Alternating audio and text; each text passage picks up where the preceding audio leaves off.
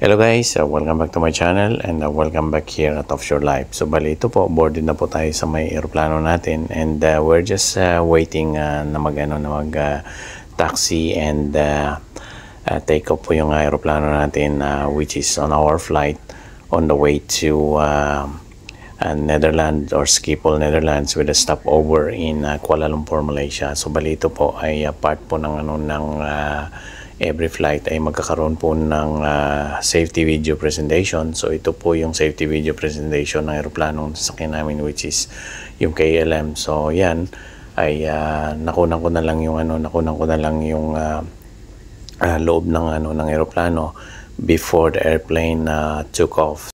After several minutes po na nakapag-take off yung aeroplano natin on this leg flight from Philippines going to Kuala Lumpur, ay sinerve na rin po yung first meal natin on this flight. So bali yan po yung yung meal na sinerve nila sa atin. Bali chicken curry, tapos mayroong chocolate cake as a dessert. Tapos mayroong may order tayong wine dyan, tubig, tapos which is ito yung vegetable salad.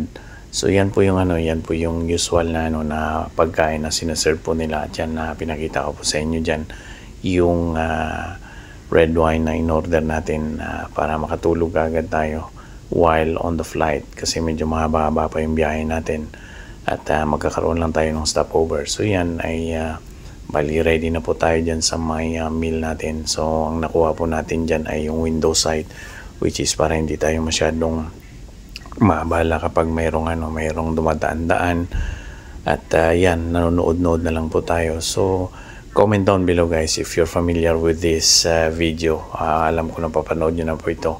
Hindi ko lang kinunan lahat para at least ay maulaan po ninyo which movie po ito or this is just some kind of a part of the movie I've been watching on the flight during that leg.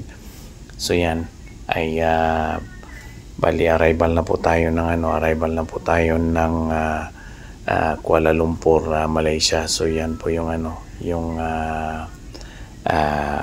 sky view or yung view from my area looking down, approaching tayo ng Kuala Lumpur during that flight. So talagang maganda tingnan, especially yung good weather at makikita po ninyo yung view ng isang lugar during the night. Yun po yung isa sa mga perks and privileges especially sa aming mga OFW, sa mga seaman ay iba't ibang mga lugar ang napupuntahan at nakukunan ng mga ganitong mga amazing view, especially kung seated ka sa may window side ay makukunan mo talaga yung mga gandang city, airports while the plane is approaching for landing. So yan ay dahan-dahan na po yung aeroplano namin na approaching ng airport para mag-landing.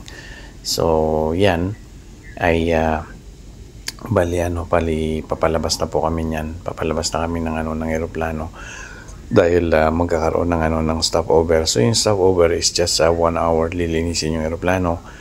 Tapos mag-change ng mga flight crew. Then dyan na po kami, nakapag-check-in na po ulit kami dyan. Kumbaga umikot lang. Tapos inipon lang kami sa may boarding area para ready for boarding na ulit. Yan po.